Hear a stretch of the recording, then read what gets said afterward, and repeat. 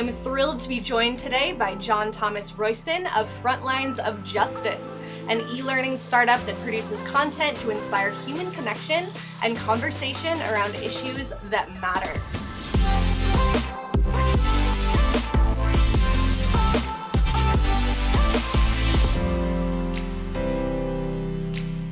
So let's talk about Frontlines of Justice. What's the idea behind this startup?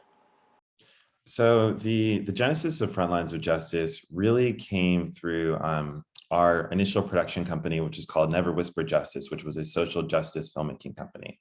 And what we wanted to do was create an impact campaign that was actually able to be experienced within the classroom. And so what we did is we took our first film, which is entitled Black Boys on NBC Peacock, and we broke it up into courses and episodes for students to experience in the form of curriculum, teachers to experience in the form of professional development.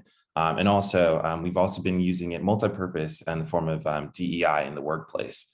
That's really how it began. We're a team of, I would say, storytellers, educators, activists, technologists who all just have kind of heart for the subject matter and are really looking to make an impact and kind of splash on the scene. One thing that I think sets Frontlines of Justice apart is the fact that it's a collective of artists and filmmakers, composers, and other creative minds. How does that set you apart from other startups? And do you see it as an advantage, a disadvantage, or both?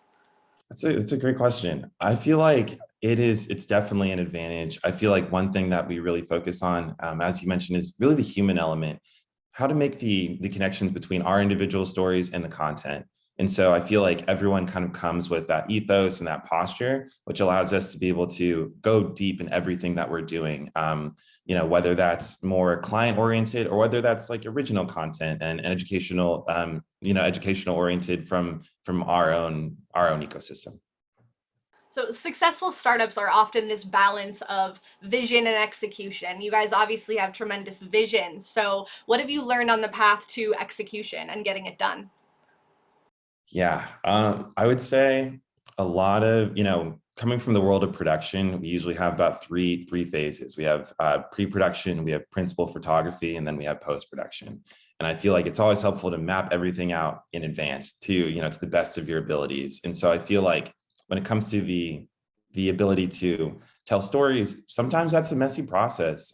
Also when taking in the technological component, the educational component, and the human element, sometimes it doesn't always fit well. And so I think that we've been able to find these different strategies throughout the process of executing that have worked for us and that are really almost like dense fibers because they're really hard to create. And I feel like that's another one of our strategic advantages where we've been able to focus on the stories, focus on, how to strategize around how to make those most impactful. And ultimately be able to execute at a high level, specifically within the digital space. Well, storytelling is so important, especially when you want to create change. So, how do you think about taking these stories and scaling them to bigger and better audiences? One of my mentors, I went to UCLA's producer program, and one of my mentors used to say that specifically when it comes to film and digital, we're not in the entertainment industry, we're in the empathy industry, or in the empathy business rather.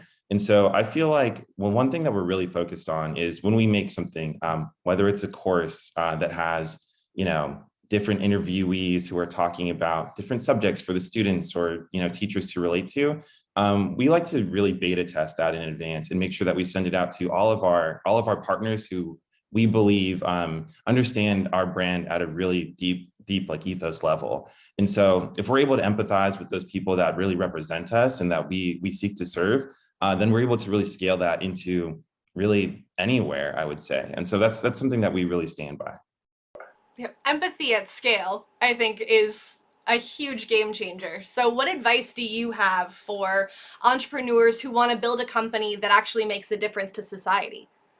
I would say really, I think it starts with you and your why and your, what it is that you would like to accomplish. So the chief education evangelist at Google, former chief education evangelist at Google, Jamie Cassip, he would always ask the question, what problem do you seek to solve?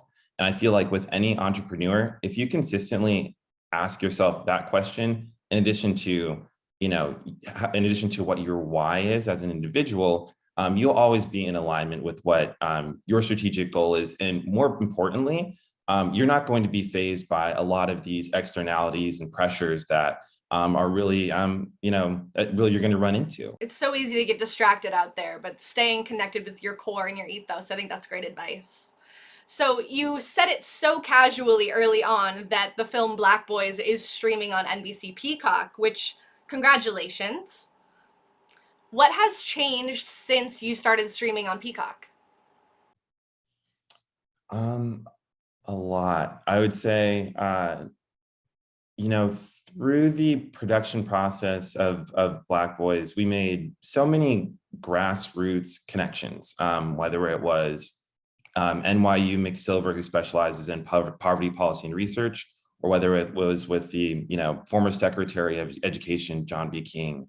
And we felt like we built this community that was very, very strong and deep in the work. But then we also were able to amplify that through these big media players, whether it be NBC. And so what we really focused on was connecting the grassroots, the people that we seek to serve and represent, and the people whose stories we are stewards of, to the grass tops when it comes to the people who have a megaphone or a wider reach. And so we feel like we've been able to be almost the conduit to the community in a lot of ways, and we've really focused on what that means and how to do that in a way that is both respectful, but also focused on I would say meeting the moment in the work that we're doing, but also pointing towards the future. Well said. So, this is a big task, and shifting attitudes can take time, even generations. So, it's hard to track something as intangible as community healing. So, how does Frontlines of Justice measure success? So Frontlines of Justice takes a very data-centric approach to measuring success. Within the platform, we allow for formative and summative assessments for every individual to take to really get a sense of how it is that they're being impacted and what kind of changes that they're seeing in their immediate lives. So one story that I could tell is Minneapolis Public Schools. We actually been able to create this course that was around cultural humility and cultural competencies. That was actually created by New America, a think tank out of DC, and then we digitized it and kind of partnered with them. So over the last year and a half, we've had Minneapolis Public Schools and their teacher base specifically experience it, and really about 2,000 or so teachers have been able to talk about microaggressions, talk about things like, cultural responsibility in the classroom. We've been able to not only just, provide this to them, but see their responses and really be able to see, the work that we created in action. And not only that, but see the feedback from the data that's being provided and see what it is that we need to change, what it is that we need to tweak. But more importantly, be able to see their progression and really vocalize that back to them so they can feel proud of the work in addition to being able to experience it as well. Great. And as a data-centric company, learning from previous iterations, what issues do you plan to tackle next? So, one of the major issues that we're wanting to tackle next has been how can we make our platform more accessible? And we feel like the Oracle infrastructure has done amazing for that. How has the pandemic inspired Frontlines of Justice to pivot your business model? And what impact have you seen from it? So during the pandemic, we feel like there was a microscope, or really like a microscope over the education community and the needs associated. But in addition to that, there was also, a rise in the conversation around equity and equality with the George Floyd trial and many other occurrences that occurred during that time. And so, we've really had the privilege as Never Whisper Justice and Frontlines of Justice to, choose who our partners are and who we really want to work with. And, instead of focusing on, profit or profile, we really want to focus on, the purpose of what it is they're wanting to accomplish. And so we felt like it was very important to drop down into Minneapolis Public Schools as our first place of impact, specifically because of what happened with the murder of George Floyd, and really provide something that we felt like had the ability to heal the community and really tackle some of these issues head on that people are facing and still have so many questions around. I feel like that has been a complex and difficult process, but it's also been something that has been so rewarding for all of us and for our community. And I truly am proud to be part of activists, storytellers, and educators who are really interested in doing this work at such a high level. I'm fascinated by the intersection of technology and social change, and it looks like Frontlines of Justice is sitting right there. And you mentioned you are a member of the Oracle for Startups program. How has your experience been so far? It has been phenomenal. We feel like we've really been opened up to the community. When you're fresh as an entrepreneur, you have so many questions, you have so many needs, and we feel like we've consistently had so much positive reinforcement provided into the product that we're creating. And it's one of those things where we aren't creating I would say a big box product in a lot of ways. It's something that's very customizable. Once again, stories can be messy. Strategies and execution when it comes to finding things that emotionally resonate can also be very difficult. And so I feel like the Oracle community has been able to provide us an infrastructure that allows us to almost create a roadmap to increasing our efficacy as we do grow as a company.